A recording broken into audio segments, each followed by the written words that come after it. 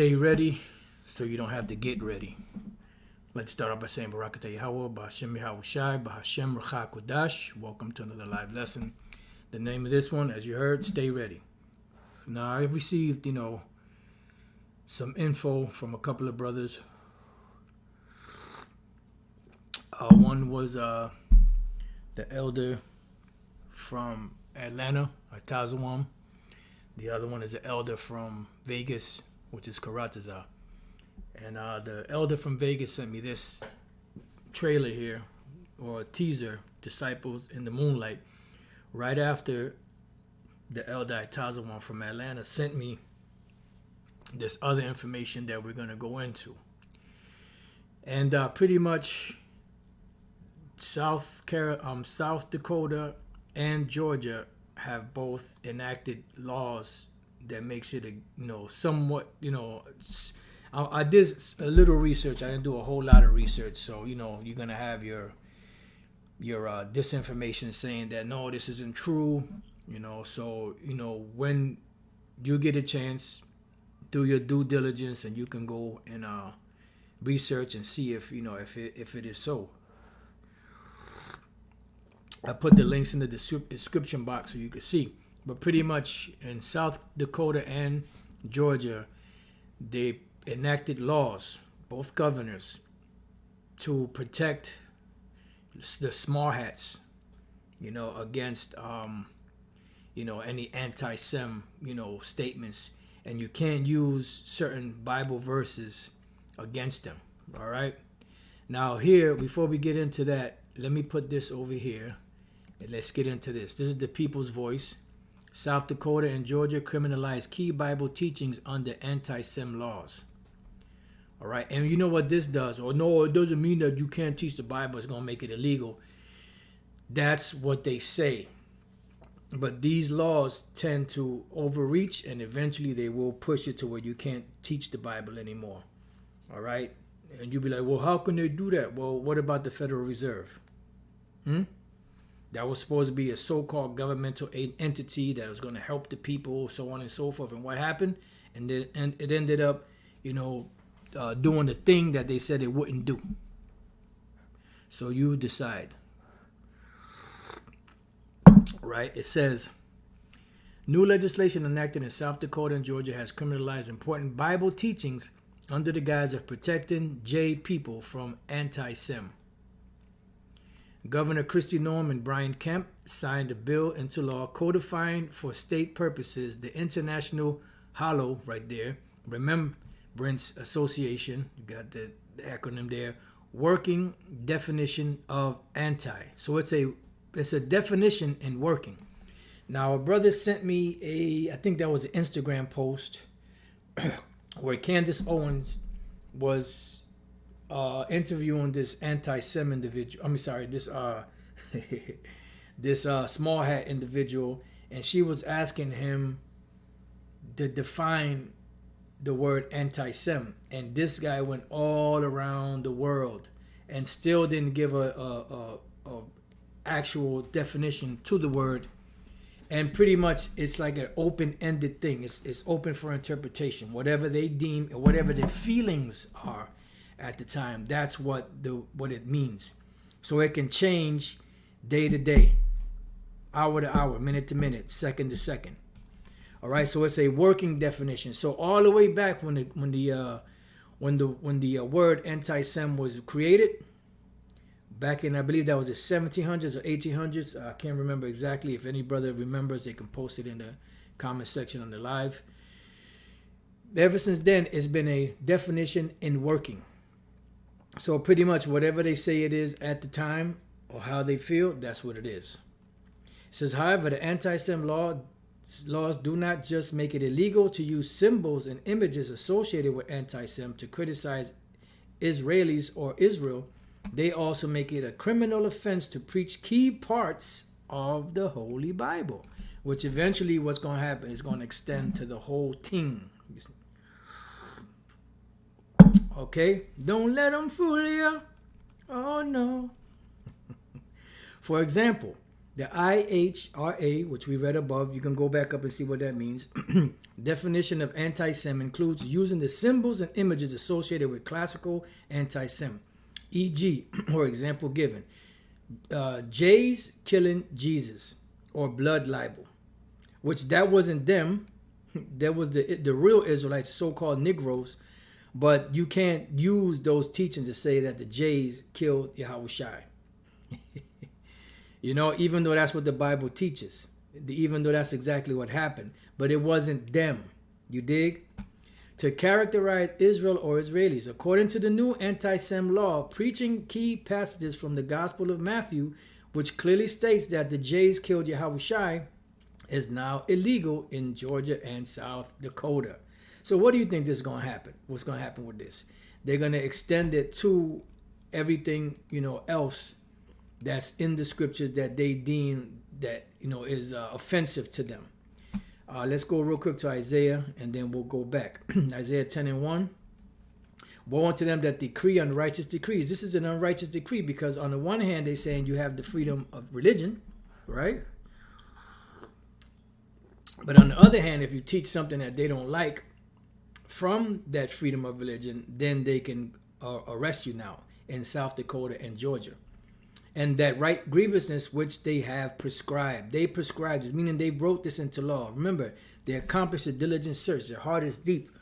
They're constantly putting, all of these things together in think tanks to better, get rid of any semblance of the Most High, Yahushai, his laws, so on and so forth. And it's been a work in progress ever since the devil came out, about to say out the caves, but ever since the devil came out of his prison sentence, because they were actually around Israel in Europe and they were being, put into captivity.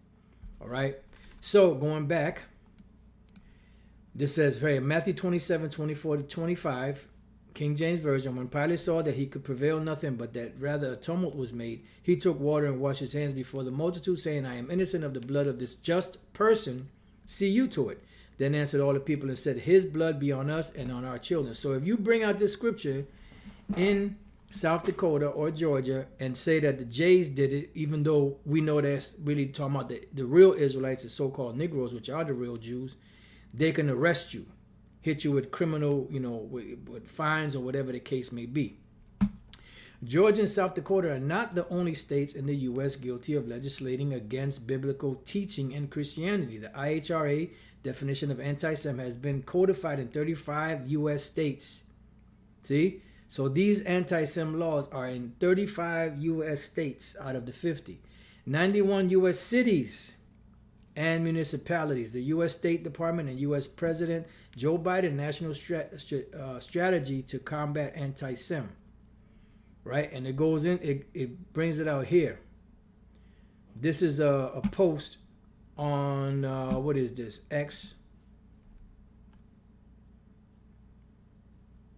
And this is Real Stu Peters. And when you click on this, it gives you the two, which that's it right there. See, the same thing as this. This one's Lisa Marie. This one's Stu Peters. Now, when you click on it, it takes you to this. Times of Israel. South Dakota governor codifies IHRA definition of anti-Sem in state law. Georgia governor signs bill codifying IHRA definition of anti-Sem in state law. So these are actual laws. It says using the symbols, right? IHRA definition of anti-Sem includes using the symbol and images associated with classical anti-Sem. An example given claims of the Jays killing Yahushua or blood libel to characterize Israel or Israelis. And when you go back and you click on the other side of it, it gives you the scripture that we just read. So pretty much that's what these devils are doing. They're getting to the point that where they're desperate. And this trailer here, or this teaser that the brother sent me, is something called Disciples in the Moonlight.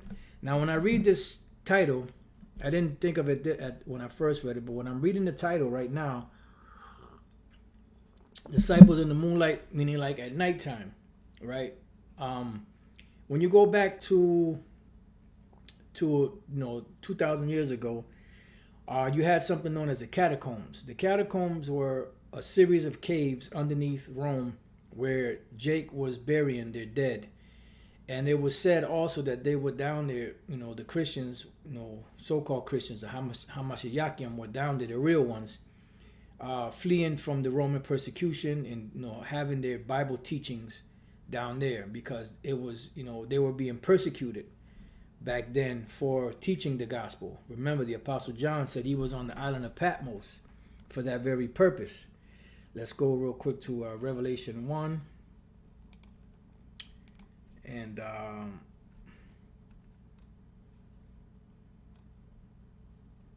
9. I, John, who also am your brother and companion in tribulation and in the kingdom of impatience of Yahushua HaMashiach, was in the isle that is called Patmos for the word of the Most High and for the testimony of Yahushua HaMashiach.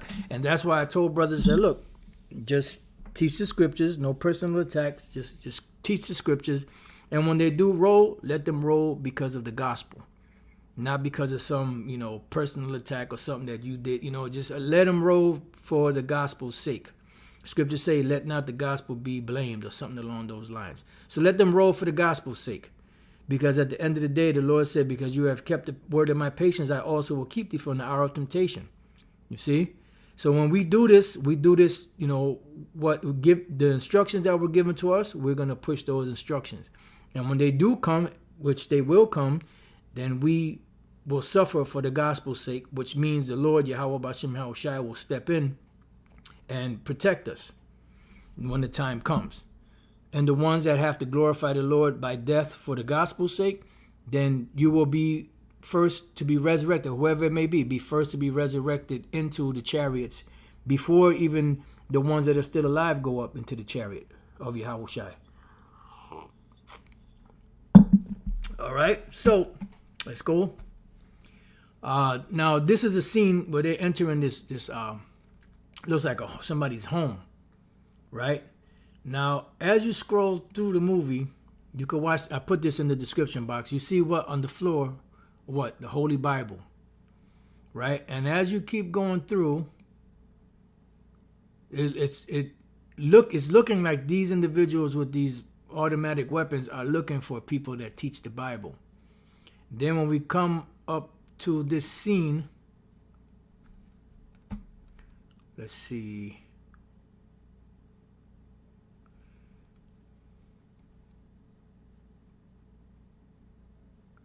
Okay.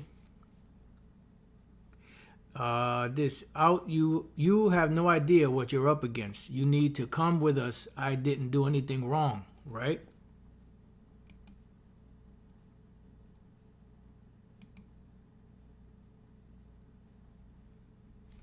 It says, I didn't do anything wrong.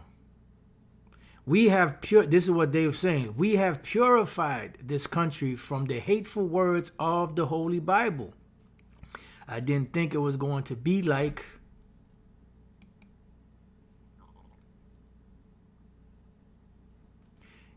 it was going to be like. This feels really rushed, doesn't it? Are you with me on this? These people are starving for. So basically the Bible is banned in this movie. And we know that you have something called predictive programming, although these devils will tell you that that's a conspiracy theorist, thought, which is bullshit. All right. So in South Dakota and in Georgia, it is now illegal to bring out Matthew, the 27th chapter, right? The 24th verse to the 25th verse, and say that the Jays crucified Yahushua. Right? Now, we know that it's not talking about them. They were not the ones that did that. It was the real Israelites, so-called Negroes, the real, Jews, the so-called Negroes. But if you say that on the streets in South Dakota or in Georgia, you will be arrested. You see? But like I said, keep, as we've always been saying, just teach the word, no personal attacks. And if we have to suffer, let it be for the gospel's sake, that the gospel be not blamed. Okay, so that's, let me give you two precepts and then we can close out. Second Timothy 3:1. This know also that in the last days perilous times shall come, and there will be a great persecution against those that fear the Lord. Let's get that one real quick. 16. Oops. Yep. Oh, beautiful. Got it. 16 and 70. It says, for there shall be in every place and in the next cities, meaning all throughout America and throughout the world, a great insurrection upon those that fear the Lord. The real Israelites will be persecuted for fearing the Lord, which means what? They will be persecuted for teaching and preaching the gospel of Yahushua. They shall be like madmen, sparing none, and that's how they're going to come, those troops, but still spoiling and destroying those that fear the Lord, because certain ones that are part of the elect will suffer this fate to glorify Yahweh B'Shem Yahushua, but they will be the first ones on the chariots. Now, you have Israel in general, which are the people of the Most High, this is talking about Israel in general, but, even especially the ones that are part of the elect that are teaching the true message of Yahushua will suffer persecution for the gospel's sake. So get ready or stay ready so you don't have to get ready, as the saying goes. So with that, Salaki, one more. 1 Thessalonians 5:1. But of the times and the seasons, brethren, you have no need that I write unto you, for yourselves know perfectly that the day of the Lord so cometh as a thief in the night. For when they shall say peace and safety, then sudden destruction cometh upon them as travail upon a woman with child, and they shall not escape. Right? That's dealing with their so-called New World Order. But ye, brethren, are not in darkness, that day should overtake you as a thief. You are all the children of light and the children of the day. We are not of the night nor of darkness. Therefore, let us not sleep as do others, but let us watch and be sober. So pretty much we are not in darkness, that day should overtake us as a thief. Why? Because Yahushua said it best. Watch as well as pray. As I said unto you, say I also again, watch. So the key word is watch and pray. And like he told the disciples, watch and pray that you enter not into temptation. Because the temptation is coming. But our goal through the spirit and power of Yahweh B'Shem Yahushua is to teach the word and make it all the way to the end. And the Lord give us that spirit to resist anything these devils bring our way, no matter what. And that is our faith and that is our hope, that when these things go down, the Lord will put, cement that spirit in us. That's why it says, in wisdom and knowledge shall be the stability of thy times and strength of salvation. So with that, I pray that you brothers and few sisters have been edified. Till the next time I say, Shalom.